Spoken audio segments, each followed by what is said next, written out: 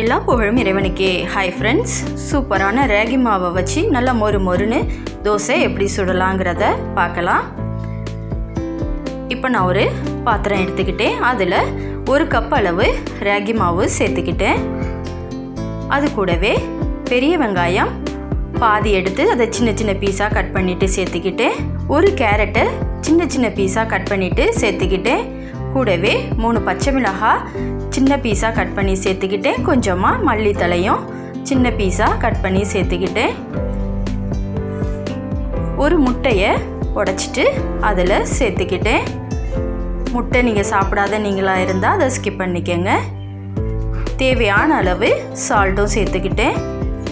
இது கூட 3 table spoon அளவு ரவா சேர்த்துக்கிட்டேன். அப்போ தான் உங்களுக்கு தோசை நல்லா மொறுன்னு இருக்கும். இப்போ இதுக்கு தேவையான அளவு தண்ணி சேர்த்து நல்லா கரைச்சி விட்டுக்கங்க. இது ஒரு அரை மணி நேரம் ஊறணுங்க. நீங்கள் தோசை சுடுறதுக்கு முன்னாடியே அரை மணி நேரத்துக்கு முன்னாடியே ஊற விட்டுருங்க. நல்லா தண்ணியாக இருக்கணும். அப்போ தான் உங்களுக்கு தோசை நல்லா மொறுன்னு வரும். வாசனைக்கு வேணால் சோம்பு கூட நீங்கள் யூஸ் பண்ணிக்கலாம்.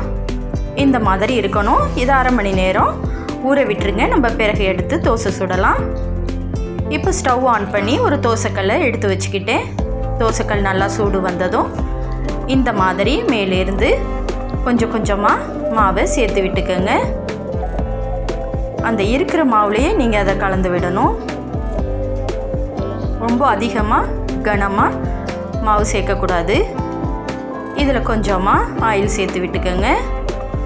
இன்னும் கொஞ்சம் டேஸ்ட்டாக வேணும்னா நீங்கள் நெய் கூட சேர்த்துக்கலாம். நல்ல வாசனையாக இருக்கும். இப்போ நல்லா வெந்து வந்திருக்கு. இதை அப்படியே திருப்பி போட்டுடலாம். இது மேலேயும் கொஞ்சமாக நீங்கள் ஆயில் சேர்த்துக்கோங்க. சிம்லே வச்சு நல்லா மொறுன்னு வேக விடுங்க. பாருங்கள், நல்லா வெந்து வந்திருக்கு. ஆயில் பத்தலைன்னா கூட நீங்கள் சேர்த்துக்கலாம். சூப்பராக ரெடி ஆயிடுச்சுங்க நம்மளோட ராகி தோசை. இந்த ரெசிபி உங்களுக்கு பிடிச்சிருந்தால் லைக் பண்ணுங்கள், ஃபேமிலி ஃப்ரெண்ட்ஸுக்கு ஷேர் பண்ணுங்கள், மறக்காமல் சப்ஸ்கிரைப் பண்ணுங்கள்.